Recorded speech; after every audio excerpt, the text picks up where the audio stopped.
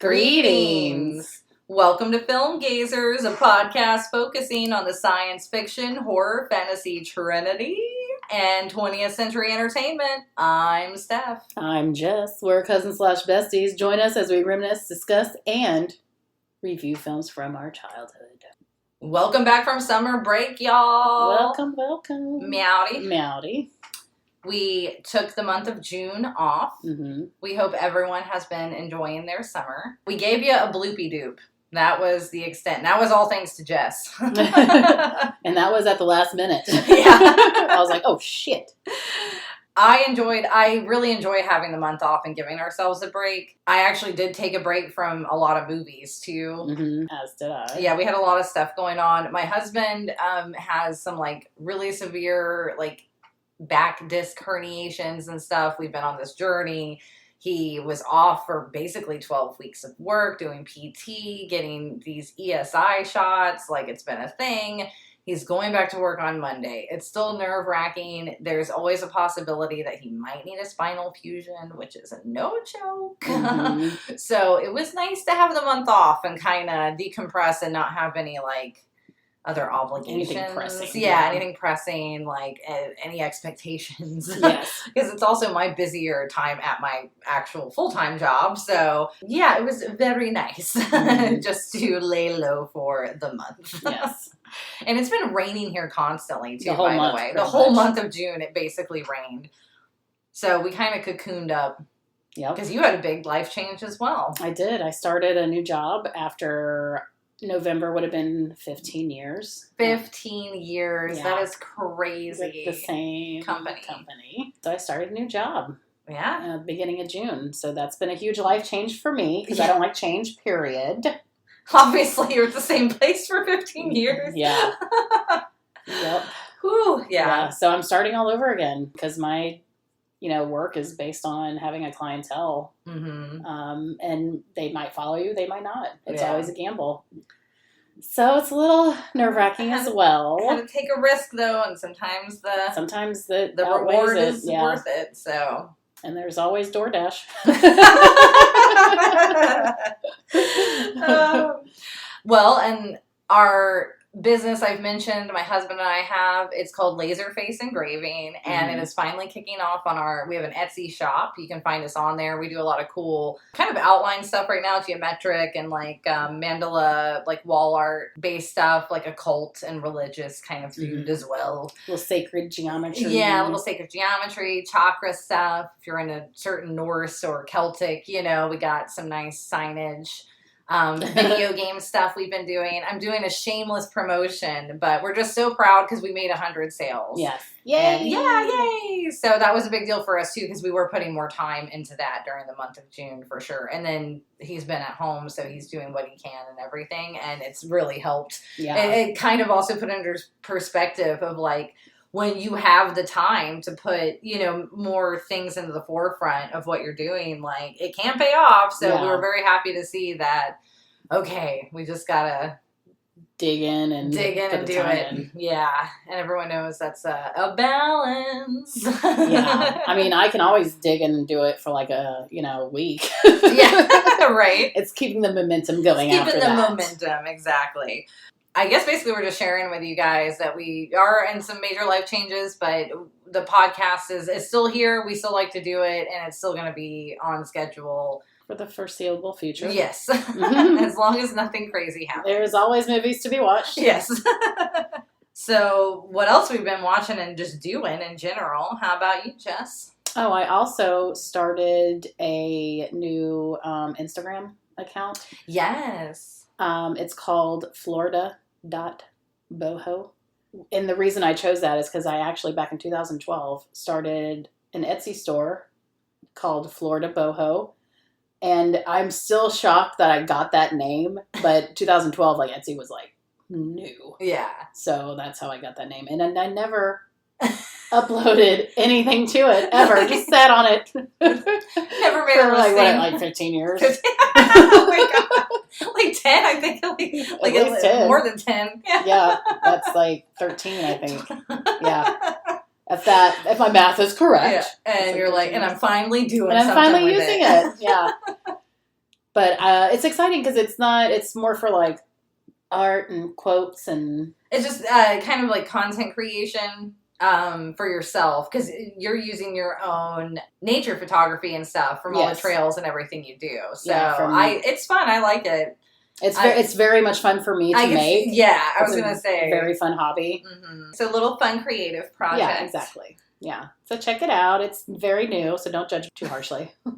Anything else you've been watching? Oh, I've been watching just Kitchen Nightmares. I don't know if I started that a while ago. I think you've been saying Kitchen Nightmares for a while in these episodes. Oh, not Kitchen Nightmares. I'm watching Hell's Kitchen now. Oh, there you go. Yeah, I've moved on. I've watched all the Kitchen Nightmares, and now I have graduated and I have moved on to Hell's Kitchen.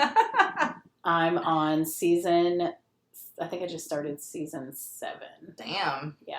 Been plowing through. I've been watching nothing but Gordon Ramsay. Oh my god. Oh my god. Oh my god. I just have a very specific time period of my life when we were watching that kind of TV like more often, and I almost can't go back and watch it because it makes me like warp back there. And I'm like, no, it was when I was poor. And, like, like I don't know. Well, see, I can't go back. I remember like there was one season that I was like, oh my god. Like it all came rushing back to me. I was like, I remember watching this while it was on. Yes, it was when Gabriel was a baby. Mm-hmm. I think because I was thinking it was like 2007, 2008. Probably, yeah. Like I have certain seasons from when I was in like late high school, and I'm like, oh god, like it's crazy. It's weird to watch. It is because I was like, I don't remember it being that long ago that it was on. But then you like blink of an eye and you're like, oh my god, that was like 15, 18 years ago. Yeah, it's crazy. So I didn't watch many movies or much either because it's kind of a break, and I was like, I don't have any obligations to like have something to talk about. Still watch some though. There was one day I had to take off of work. All these storms. I had a horrible migraine day. Mm-hmm. So more towards the evening when I was finally feeling a little better and could like use my eyes, and we watched My Best Friend's Wedding. And because Andrew's like, let's put on a whatever movie. That seems like, a good Saturday. Like, whatever. Well, it was a Wednesday because I had called out of work. And I'm like, that's fine. I was like, everyone's shitty in this movie, though, if you don't remember. And he was like, no, I don't. No, we watched it. He was like, you're right. Everyone's shitty in this movie. I'm like, I know that was supposed to be kind of like the deal with the movie. And I'm like, but it is almost infuriating to watch sometimes. I'm like, why did I like this movie so much? Like, they're such garbage. I know. And I think it was mine. We watched it a lot at your house. Mm-hmm. So it was funny to watch it again, though. And then I also watched Aquamarine, which came out in 2000. Yes, in 2006, which I would have been. That was my freshman year of college. Mm-hmm. So I was a little older when it came out, so I didn't see it during that time. But I could see if that movie had come out just like 3 years before, when it still felt so much of that era. Yeah, like the way the girls were dressed and like some of the styles and it still reminded me of, like, the summers when we were kids at the beach, like, because it's supposed to be at this beach town. And, that's where we're around. Yeah. And it felt like when we would spend our summers in Fort Pickens or, you have a crush on the lifeguard. Right. Like, at the rec center when we would go to the pool there. And, like melancholy. It did. It was, like, but it was very sweet. And it was very cheesy. It's a very, like, PG, like, it's a good, like, tween, and teen film. Yeah. Like, I would have... my coworker was the one who was like, oh my God, you haven't seen it. You should see it. And she's like 10 years younger than me. And I was like, I could see why you would love this movie. And she grew up in Arkansas, like pretty landlocked, and they would come here for vacation. Okay. So for her, she was living this like, I'm living my Aquamarine fan. It was very cute, her story behind it as well. So, I gave it a shot. It was, it's a whatever movie. Yeah, but, one-time watch. Yeah, one-time watch. But it was great. And there's this one scene though where Andrew's like, oh my God, that's where that meme comes from. The gossiping girls, when there's one girl with her mouth like open and the other girl's like whispering in her ear kind of. I don't know if anyone's seen that meme format, but if you have, Andrew was disturbed because sometimes it's used in an inappropriate way. Like, and then he was like, I didn't realize that's how these girls are supposed to be like 14. He was like, like, he's like, this is from a teen movie for young girls. So we watched those, and then we also watched Renfield. with Nicolas Cage, Yes, the yeah. Dracula. I've seen that one. It was the guy who was in Warm Bodies. Did you see Warm Bodies? Okay, Nicholas it's just like the same role. Like, he's just kind of the same guy all the time. It's just that he's the familiar, though, so it's like, but he can eat bugs. Yeah. And that gives him, whatever. And it was fine. It was real cheesy, though. It was very cheesy. Yeah, I was like, if it had more Nicolas Cage, it would have been better. Yeah. Because I forgot already most of it. Yeah, and we watched John Wick 4 last night. It was too long. It's well over 2 hours. Yeah. And one fight scene was like 25 minutes. God. And I mean, it was well done. Like, the choreography's cool. Like, I mean, that's the point of these movies. I get them, and I enjoyed the first 3, but I feel like they should have made it a trilogy. Right. It did feel like one too many. I mean, the end was cool, but I'm also at this point where I'm kind of like, John Wick is just fucking over everyone he, like, remotely knows now. Yeah. Like, he knows I don't know. It was just kind of like, I get his frustration, and then even other people's frustration, like, because the hotel people now are like, we're being breached upon, kind of, and there's this stuff. But I don't know. I was just like, you're literally you are responsible for having all these people killed. Like, bro. Right. Like, just leave these people alone. Go do what you're doing, but leave the people you like alone. Because they're going to get murked. So, don't involve anyone. Right? And we did finish season 2 of Rurouni Kenshin anime. And it was mwah! Oh, it was so good. Nice. I love those kind of animes. So I'm still going to watch season 3. I heard though season 3 veers off because at the time, I guess the manga had ended. Like, season 2 is like where I guess the manga ends maybe. But season 3, it was like they just kind of kept with it, did their own storyline. So I heard it's not as good. But then there's also like Samurai X, and there's some movies and stuff about his life before when he was the Batusai, the manslayer. Batusai. I know, it's so good. And then I guess there's one where I think it's supposed to be kind of like the outcome, like in the future, what happens to him maybe. I don't know. It's probably going to be sad. So, but I'm ready. I super enjoyed it. So I'm like, yes. I'm like, Himura Kenshin, we got Goku, we got some elite old animes I've been watching, and I've been loving every minute of it. Nice. And, I mean, that's pretty much it, yeah. I've started reading the second book of that ACOTAR series. I mean, they're very cheesy fantasy romance. I get Andrew enjoying it? No, Andrew has opted out. He read, really? Yeah, he read some of the second book, and then, because we read the first one for our little married book club we do. Right. And then I said, hey, I'm just going to go with it, because a lot of the girls I know are reading it, and I'll know what they're talking about, and we can have, conversations. It'll be fun, whatever.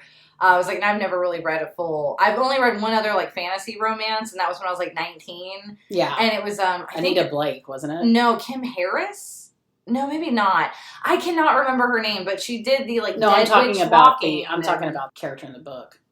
Oh, I don't know. I don't even remember the character in the book. Oh, okay. Yeah, like, I literally don't remember anything other than she was, like, a witch bounty hunter. Yeah. And her roommate was a vampire. And then there was an elf, and but it was like in a modern setting, and people know that the fantasies and like, so I remember thinking the world was cool, and it had a lot of romance in it too, where I was like, oh, this is risque at like 19. And I read most of them that had been out, but then I just gave like, I'm not super committed to series of books sometimes is my issue, because I'm like, well, now they got another one, now there's another one.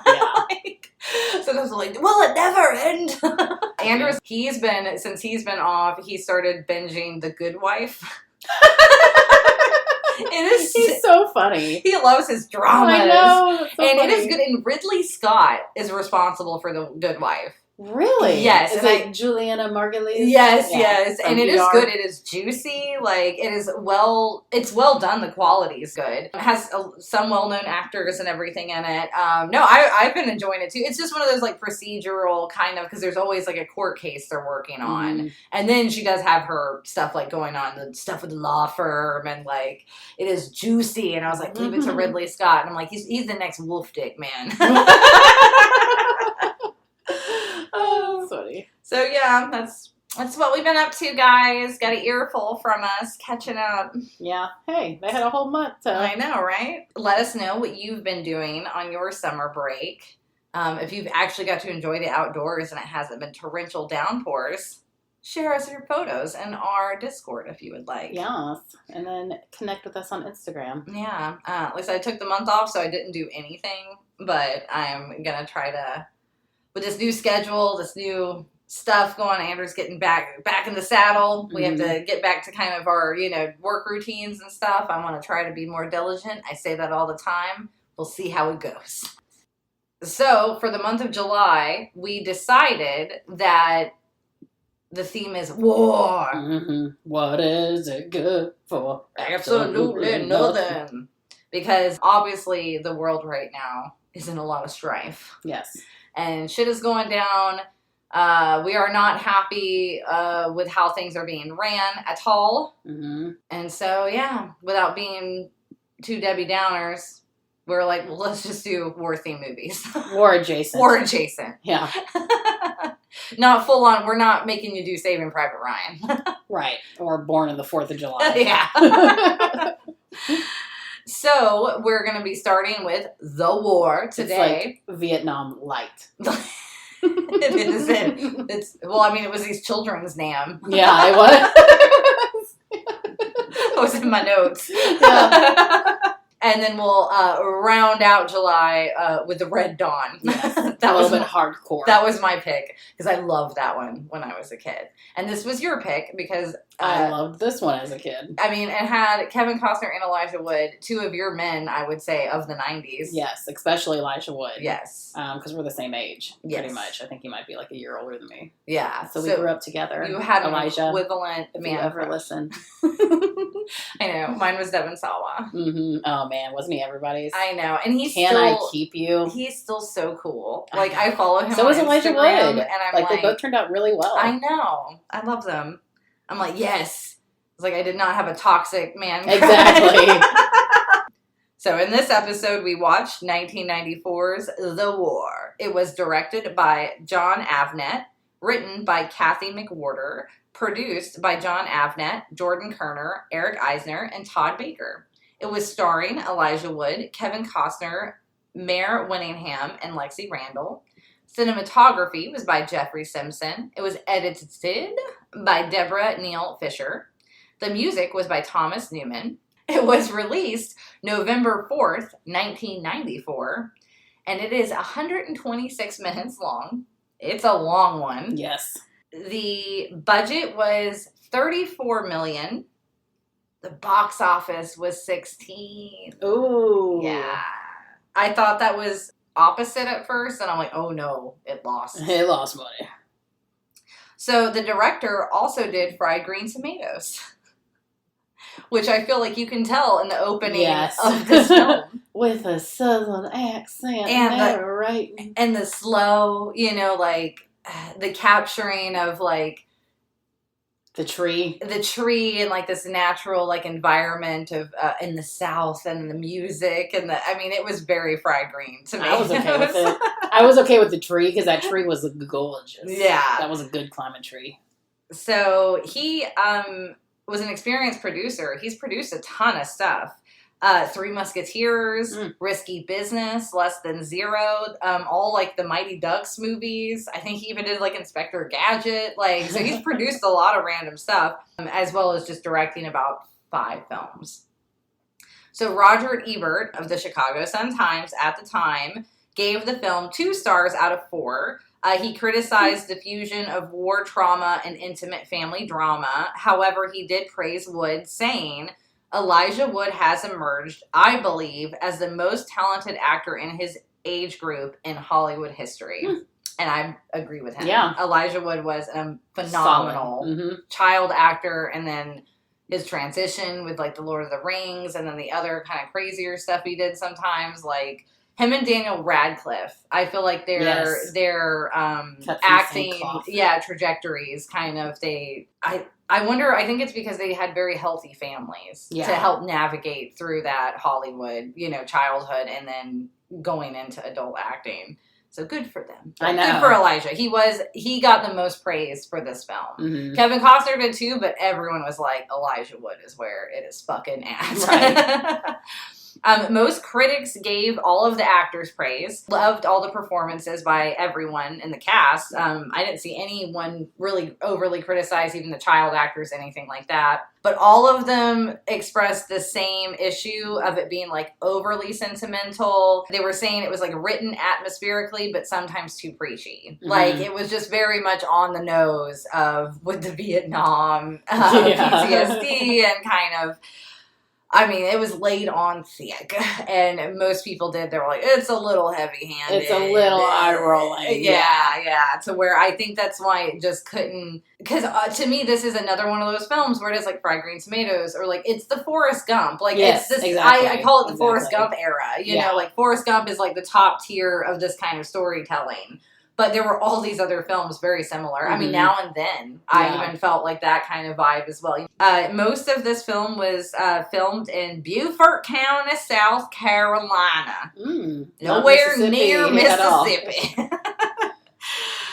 Specifically, locations were the Carolina Shores, the Grays Hill area, and the Marine Corps Air Station of Beaufort. Some exterior shots were in Georgia, which... I feel like with those trees, yeah, they were all gorgeous. But the specific, that one tree, it's a live oak, and it is located at the entrance to Carolina Shores. And the tree is still alive and well and looks almost exactly the same, by the way, as of 2020, at least, because that was a Facebook post I saw that someone made showing a screen grab from... the movie, and then going in 2020 going like the tree is still beautiful, and like I mean it was a good photo, and I was like that makes me happy inside, so maybe we should go see that tree sometime. That would be a fun girls trip. That would be. Like let's go to where was it, Beaufort County, let's go to the Carolina Shores and go take our pictures next to that tree. I know, I want to climb in it so bad. I wonder if they let you climb in it. I doubt it. But either if way, I could just lean on it. I know. I'm like, I want to see that tree. And that was kind of all the facts I got. I did see on IMDb there seemed to be a making of film that was released on TV, possibly. I couldn't find it though. There was like no actual links to it anywhere. So I don't know. This is about all I could find. Interesting. About the making of. I mean, it bombed so much. A lot of the reviews, though, from people are pretty positive. Like, people see it as a, epic, sentimental, like, coming-of-age movie. Well thought out for the most part, and emotional and all this stuff. But, yeah, no, not a lot of behind-the-scenes stuff. I'm even wondering how many of our listeners have even heard of it. Yeah, that's crazy, because to me it was such, like, I remember me and my brother watching it a lot. I feel like if it's a Kevin Costner film, like, you would know it. Yeah, if you know the movies of that era and stuff. I'm like, if you know The Postman, you should know the lore. Right. Yeah, like I said, I was talking to Dave, and he's never heard of it. Yeah, Andrew had never seen it either. He gave it actually 3 stars out of 5. I gave it 2.5. I think it was middle of the road. So you said he gave the extra half star for Kevin. I think so. And I mean, I judge a little too harshly on some of the overly like sentimental, epic and longer. Yeah, like I'm like, ugh, okay. I've always loved an epic movie though. Yeah, I just feel like it could have still been cut a little. Oh, for sure. With pacing. It was a little like it had some fun shots or things that or almost slice of life, because that's kind of what this film is. It is like, I feel like, I forgot to check, when did Fried Green Tomatoes come out? So Fried Green Tomatoes came out in 91, and I feel like he learned his lessons with directing, and he did take the stuff that worked for Fried Green Tomatoes, but I don't know if it's because the story was a little too, like compared to Fried Green Tomatoes, where the pacing just bothered me more in this one than it did, because, I mean, that's a long movie, too. Yeah. But I think it was the switching back and forth to modern to past in that one that maybe felt like the pacing was, like, quicker. Yeah. But anyway, Jess is going to take it away with the You Googled Summary. And if you hear a cat hollering in the back, I think that's just Oliver. It's Oliver's fatty. And he wants food. And he's saying, hello? He's saying, hello? All right. And Jess is going to take it away with the You Googled Summary. The war tells the story of a family in rural Mississippi during the summer of 1970, focusing on the children's efforts to build a treehouse and their father struggles with PTSD after returning from the Vietnam War.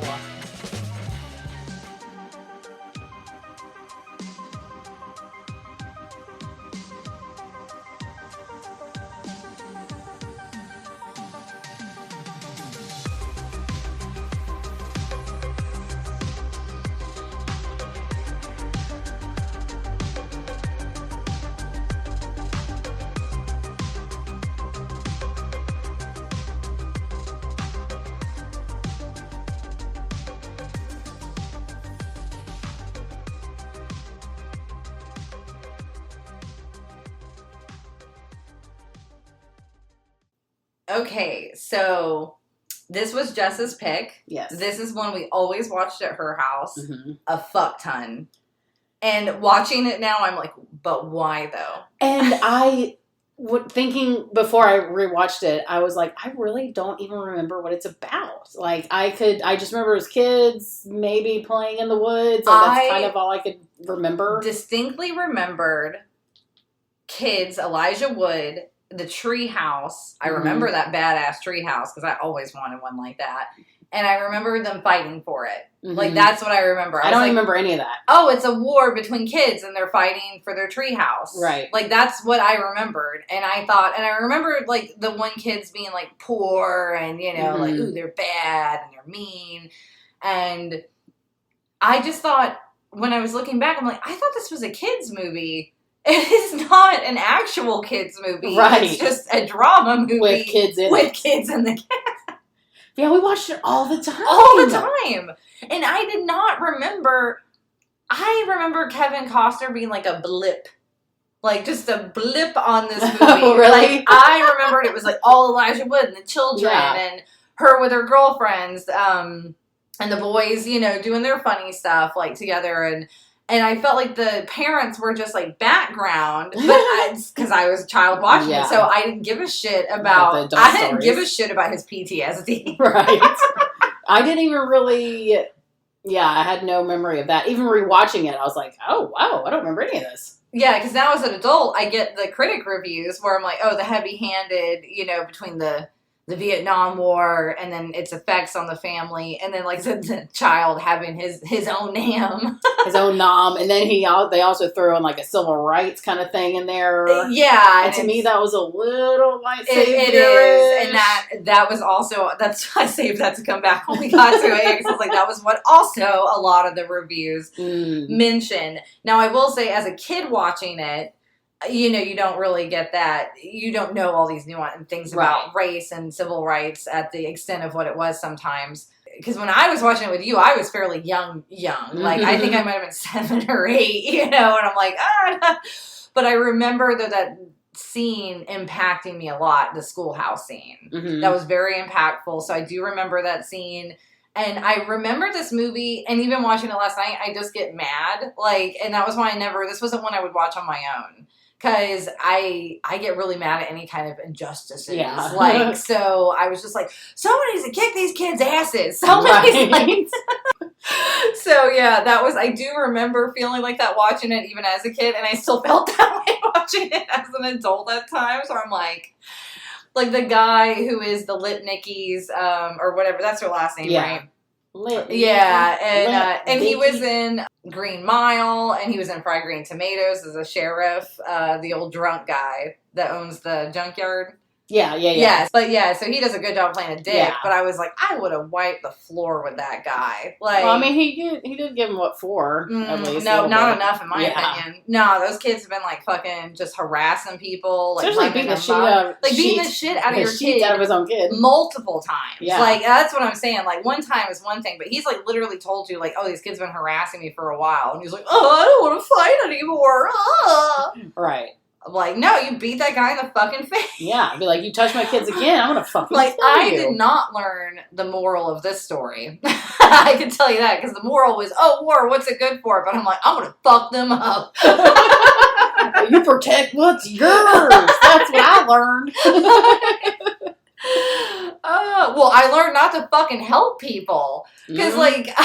Gave him cotton candy. That did a whole world of good, didn't it? know. It's like extend kindness to these kids. I mean, granted, the kids do basically come like to terms because he helps save their brother. Billy. Billy. But anyway, before we get too ahead though, but yeah, those were my thoughts on it. Even as a child, I'm like, well, it didn't change at least in that. But a lot of the stuff, I did not remember at all with Kevin Costner. The stuff with the family, I thought turned a totally different way. Like I forgot he died. I did too. I totally forgot about that. It started coming back to me, not any of that part, but like the water tower stuff and like the quarry stuff, like that started coming back the more I watched it. And the reason being is because I remember when I was watching it as a kid, like in '94, watching it, like I was obsessed with Elijah Wood. So I was like, loved him in it. And then when I got older and watched it, I thought the oldest lip Nicky boy was so cute. I'm like, I could change him. He just needs love. Yeah, starting this movie out, we begin, like the Fry Green opening, it's kind of showing you the tree. There's a narration. It's the sister. And I will say a lot of the Southern accents are not good. Yeah, it's a very put upon. It's very, because none of them talk, like, they all have that very specific Southern accent that people do when there's no R's don't seem to exist. It's more of like when Bobby Hill is doing like a New Orleans accent. Like, well, I do declare. Yeah, it's like Blanche Devereaux is what I call that. Yeah, like, Southern accent. Like, it's like none of Magnolia and Mississippi. When I got back from the wall, like, the wall. The wall. The wall. It's not the war. And I'm like, nah, we're too like Florida, like, and our family's from like Appalachia. But no, the accents were a little rough this time around. You learn that they owned a house that was riddled with termites, apparently, while he went off to the war. Yeah, he lost the house because of the war, not the termites. It was because of the war. Yeah, because even the son's like, no, we lost it to termites. Like, and I'm also thinking too, so I'm like, so you were living comfortably. And then you find out that this dumb asshole volunteered. He wasn't even drafted. He volunteered. Okay, I didn't get that part. Yeah, like that's what I got from it. And that's where I was like, you know what? You kind of brought it on yourself, bro. I feel like the story is of a man who's like trying to always do the right thing, but it just fucks him over constantly. Why be the nice guy? Like, why would you volunteer for that? Wait till your ass got drafted at least. Like, I don't know, something. And then also I'm just thinking too, I'm like, if the house is riddled with termites, like what were you doing beforehand? Like, what were you doing to maintain your home beforehand? Yes, I am judging you. Like, I don't know. What did you do back then? Like, how quick? Yeah, like, I don't know. It seems like, oh, they were fine. And then he goes off to the war, and then termites get the house, and then they're kicked out of their home. And then he comes back from the war, and then he's all fucked up, of course. So he doesn't do very well, and they're living in, like, shotgun houses now, basically. On the wrong side of the tracks, I guess. Like, and then he goes away again, supposedly looking for work, but you find out he went to a mental institution, basically, to get help for his PTSD, and now he's come back. And that's where the story begins, is when he's coming back. And then he's very honest with his children up front, though, of, like, why he was gone. And they are trying to, like, explain PTSD and how much it affected, like, the guys who came back at that time. And that's totally understandable. Mm-hmm. But just in the cadence of this movie, I just felt like, yeah, he's, like, he tries to help himself, and then he, like, shoots himself in the foot. And then, or he gets a janitor job, and then they find out, though, he did time in a mental place. So you're like, oh, you can't be around kids and this and that. And I'm like, I just want to call bullshit, because this was in 1970 in fucking Mississippi. They were not going to, I feel like there was no way they were going to check those records that quickly within a week. Like, yeah, or even give a shit, like, really. Like, they didn't care about background checks. There were people who committed crimes, like, one county over that were never caught for decades. Like, that, like, I listen to so much true crime to where I'm like, so you're telling me. I guess because I think he was honest, though. Probably. Again, Mr. fucking Honest Abe over here. Like, I don't know. That's why, like, I used to be too much like that, too. And then I remember you told me one time, sometimes the universe gives you gifts. You don't have, like, say, for instance, like, you find money or something. You're like, oh, I need to turn this into somebody. Yeah. Sometimes the universe gives you gifts, and you can pocket it. Did I say that? So I think about that sometimes. I love that. knowledge or advice that I give to people, it's usually stuff that's like, why not? Just a tiny bit shady. It's just a tiny bit shady. That's what I'm saying. Like, I think it's because when you are someone who does try to do right things, but then you just keep getting fucked over, I mean, good on the people who remain optimistic and positive and still really kind and don't get jaded by the world. I know that's supposed to be the goal, but I'm like, nah. Fuck that. So if they want to blame the war and all this stuff, that's fine. I mean, it did, like, cause, like, his issues. I feel like the deal is to be good up until a point until it's a detriment to yourself. Yes, and that's where I felt like they were kind of going with the entire You should always sacrifice yourself. Yeah, and because they carried this theme all the way to the end. Because, like I said, we talk about the Lipnickies, okay? Yeah, the children are just like some white trash kids. They look like fucking neo-Nazis, for one. They live in a junkyard. And and the dad is like a abusive fucking alcoholic, piece of shit. And the kids... The mom's dead. Yeah, the mom's dead, I guess. And the kids just run around and everything and just bully all the other kids, take whatever they want from the other kids, do what they want. And I understand that it isn't the children's fault, but I mean, they're all just fucking mean. Yeah. Like, I mean... And if you don't get a handle on that, there's so many of them, they're going to run that fucking town. Yeah, like, it's going to be ridiculous. So... So at the very end, though, we'll just go ahead. We're going to skip ahead because, like I said, it's the overall theme throughout it. But basically we find out with even his PTSD is mostly from he had to leave a friend behind. But they were gravely injured. They probably weren't going to make it. Yeah. You know, again, like he was going to put himself in a position, almost near death or something for someone who was probably already on the verge anyway.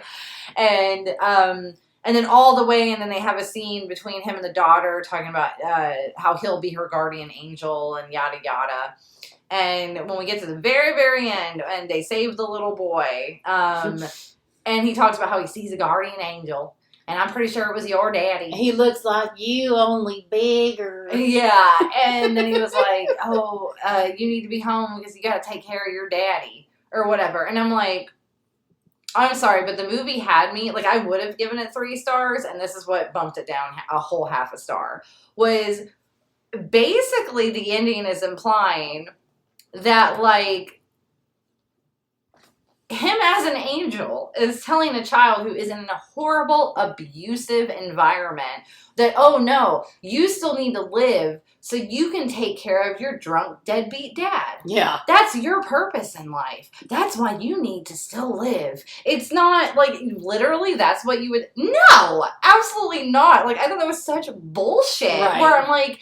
They're just condoning all of this abuse. And then, like, all the townspeople constantly throughout the film, they see these kids beating the shit and do nothing. No one ever does anything about it. Nope. And I'm just like, oh, these are all these supposed, like, I don't know. I was just growing up in the South and stuff, too. And, like, it feels very on point, at least. Because, they're going to talk shit or act like they're so good or better. That's a big thing with the South is it's all about face value. But behind your back, these people aren't doing fucking squat. But talking shit about talking shit, yeah. Mm-hmm.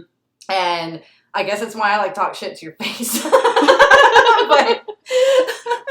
But yeah, so that really irked me because basically it did kind of feel like that was like the whole moral of the story almost was like, yeah, you should, always do the right thing. But even if it's helping these people who have never done the right thing, why would, no, like, I don't know. I feel like that's just like, it's basically like condoning the like abuse of good people. Right. To sustain and basically still prop up. It's like the turn the other cheek thing, but to the extreme. Yeah. Like, I need to take care of my daddy. The fuck you do, kid. You need to get the fuck out of there. Yeah, all of y'all need to gather everybody up. I don't think he was... Sell as much junk as you can and start afresh. Yeah. I'm like, I think that was... Smother him in his drunken stupor. Yes. And get the land. He didn't even know that shit. They said he just squatted there anyway. Yeah, like, I don't know. You owe him nothing. Your mother gave you life, and guess what? She did. Yeah, so fuck it. I don't know. That's where I just, at the very end, and I was like, really? This is what they're gonna fucking, like,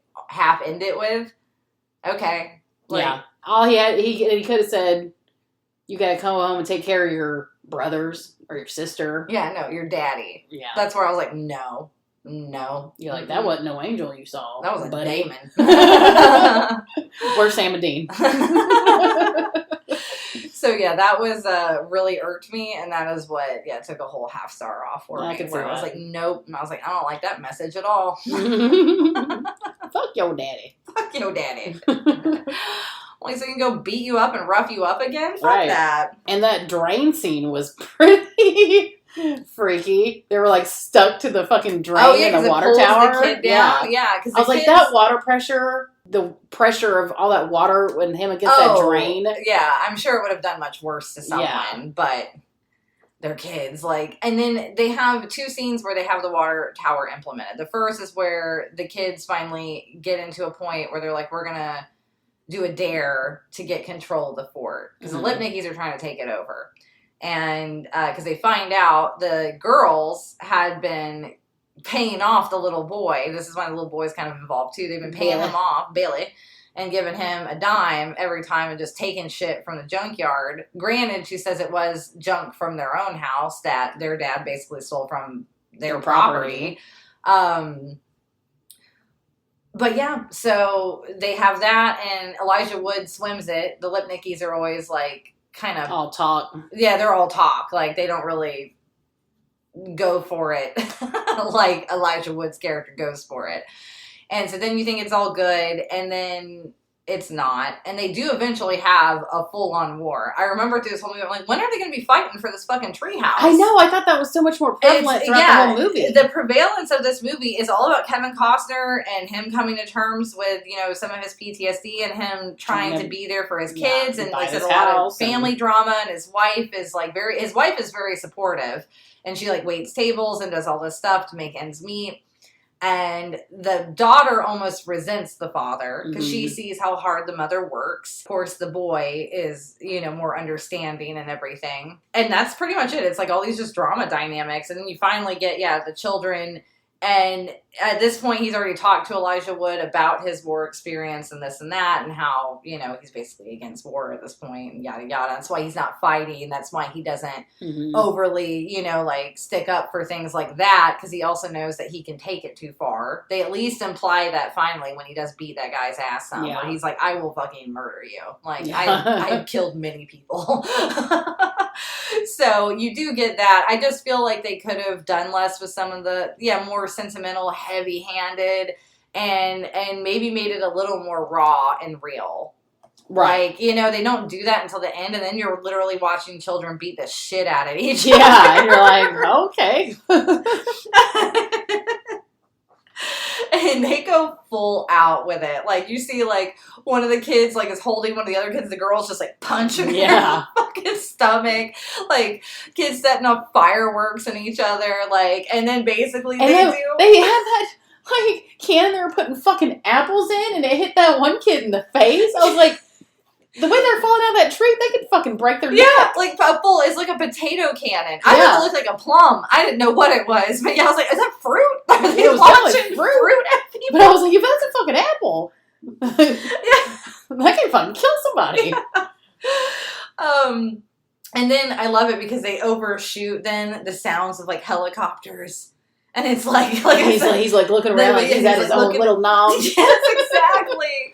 And that's when he realizes that it's like Daddy was right because he's looking at all the violence. And then he sees the little boy because when the last time they did their race at the water tower, the kid had taken his daddy's lock that was on his what are those things? Like a trunk. The chest, the trunks, yeah. And it had all his war memorabilia. Trunk. Yeah. And so the kid remembers that the actual key to it was still on top of the water tower. And I guess because we're supposed to assume it's how children think. So the little one just goes off on its own to go get it. And Elijah Wood's like, why the fuck is the little one going there? No one would want this, obviously, to happen to the small child, even if they are all beating the shit out of each other. So he follows him, and he's like, what are you doing? Stop. One of the eldest Lipnicki kids sees what's going on, knows that's his brother, also follows him up. And then they're both trying to help him. And then, of course, the fucking roof breaks. And then that's, where he gets sucked in there. They're trying to save him. And, he's got to save him, like, at the detriment just because we've seen his father is dead at this point. And you get to the point where Kevin Costner, things are looking up in the film, and you think that he's finally going to get it. He found like a terribly dangerous mining job. Yeah. But the money. The money, though, and then he's able to put a bid on an auction of this old dilapidated kind of farmhouse, and that's going to be their dream. And you also find out that only 6 weeks have gone by through all of this. Like, from start to finish. A summer. Yeah, it's just a summer. Yeah, it's all in one summer. And it gets to the point where there's a mine accident and he fucking dies. And this is right when they decide to go to war anyway for their treehouse because they feel like they need to fight for something. Mm-hmm. Even though they know it would be against their father's wishes. But he's like, fuck it. God took my dad. Yeah. And he's angry. Yeah. And so, but again, they put all this aside because the kid falls through. And everything ends up happy-go-lucky, basically. Like, the kids basically have a truce. Yeah, they don't see him anymore. Yeah, they don't see him anymore. I think they said Billy still hangs around. Yeah. But that's about it. And then they find out that, his little $432 bid won at the bank because the bank's just trying to offload these properties. And they get their house without Kevin Costner. Yeah. And they dance around like, he bought us a house before he died. Yay. Yay. It's still falling apart. We got our home. I'm sorry, we got no money to put into it. That's what I'm thinking, because I was like, this still seems kind of like, because y'all had a dilapidated house. Mm-hmm. And they condemned that on you. What do you think they're going to do with this one? What are they going to do with this next one? Yeah, like... It's not fit for living. Because, and all she's doing is working. I'm not bashing her, but I'm like, she literally doesn't have time. And now with her husband and she has carpentry skills as well. Or I'm just like, even if like he couldn't find work or something, like why didn't they own, if that was their house, I assume they still own the property. I guess no, because it was already repossessed. They said it was bank owned. Oh, okay. Yeah. Like I didn't pay close enough attention to where I'm like, why didn't they just sell their property? Or like what was going on? I think it was already repossessed once he went to war. Okay. Which is also like, why would you sign up to go to war? If you knew, then your wife would have to pay all the bills by herself. Well, you're getting paid when you're in the military. I guess he thought it would be a sure paycheck. But yeah, I know we're judging these people's circumstances too harshly, but I'm just kind of like, I don't know. So yeah, it was a little too sentimental for me. And I'm like, at least you had electricity at your shotgun house. You had friends, you had neighbors, you had community. Now you're living in... falling down the That's what I was thinking. Yeah, because I'm like, you had people that you were close to. Like, yeah, you had your own community, essentially, that you've created. Her little girlfriends are over eating dinner with them all the time. Like, it's the kind of thing. And especially when you are real poor, you do have to live like that, and you do rely on other people a lot with that, or having dinners or this, or you watch their kids and they watch, Yeah.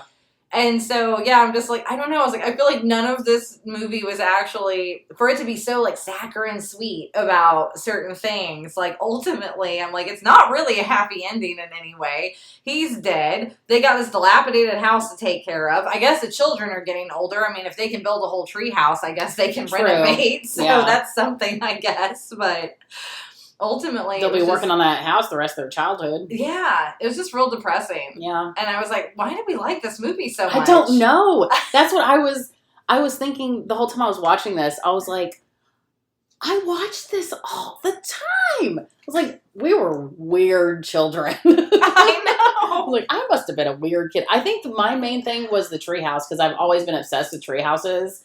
As a kid, because remember our cousin, do you remember that yard that they lived in when they were Seminole and they had that badass tree house? Oh gosh, I don't remember much. I think by the time when I was going over there, you couldn't play in it anymore. I couldn't either, but I remember one time being able to go up in there. Mm-hmm. And it was awesome. It was amazing.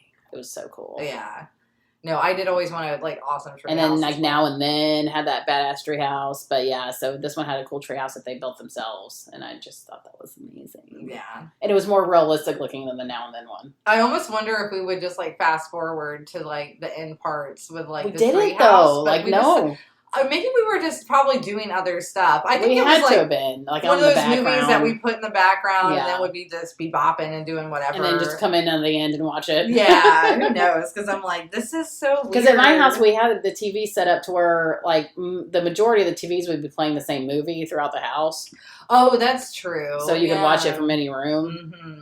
We were pretty high tech for back in the day. Yeah, you were. And I do have a few quotes.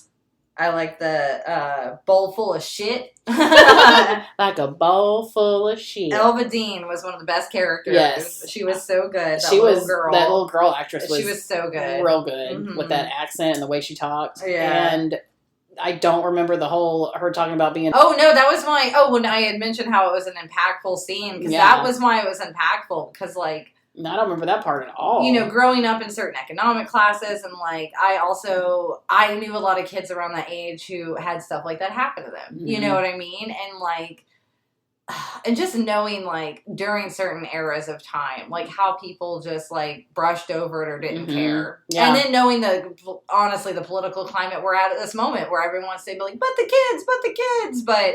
Only certain kids is really and no one actually gives a shit, and it just fucking pisses me off. That's why I can't watch this movie a lot either. It just brings up those kind of, I'm like, fuck this!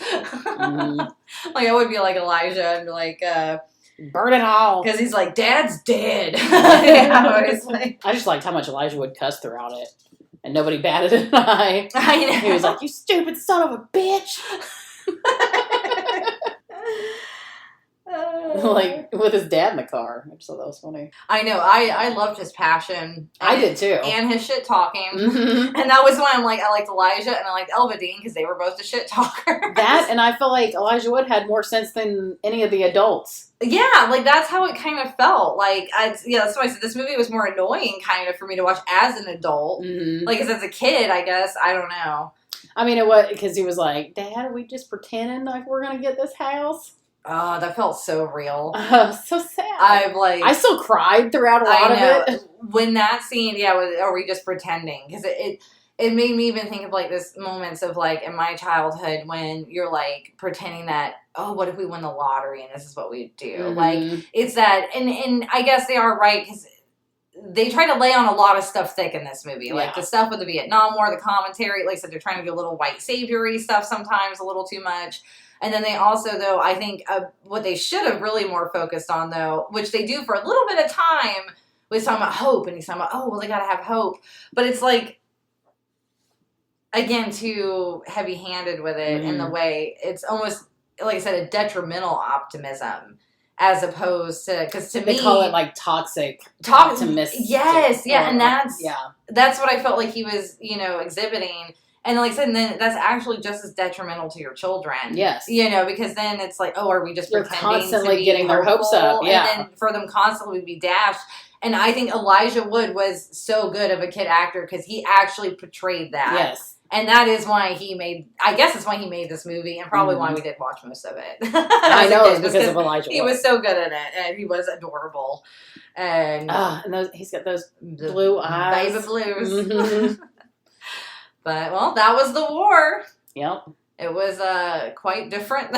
It was very different than I remember. Yeah. If I ever watch it again, it'll definitely be on in the background, like Saturday cleaning kind of day. I don't know. Yeah, I don't know if I will watch this one again. It might just go in the vault of like, oh, those were some fine movies. It would be watches. If I'm like, I'm going to go through an Elijah Wood kid there you movie go. day. There you go. Then I'd break it out for that. Yeah. So guys, if you haven't seen this one, we both recommend it for a one-time watch for sure. The soundtrack was good. Good soundtrack. One of those kind of like Fried Green Tomato, Forrest Gump, epic kind of films of that 90s era. I love that it ended with my favorite Cat Stevens song. Ah, yes. Peace Train. Peace Train. Mm-hmm. Ride on the Peace Train.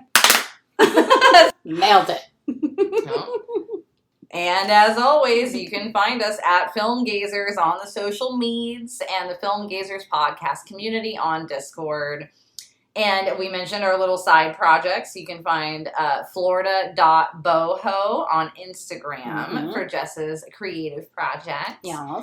And then you can find us, Laserface. We are at Laserface Engraven on TikTok. We just started a TikTok for that. Nice. And then you can find us at LaserfaceENG is our Instagram, I believe. Oh, I did start us at Film Gazers on TikTok. We just haven't posted anything on there. Oh, nice. Yeah, we'll have to start looking at some trends, I guess, and what's popular videos on the TikToks. It's just a lot. It's so much. Or maybe some like little behind-the-scenes videos. Yes, that might be fun. Anyway, time to hit the dusted trail. Until next time. Later, taters.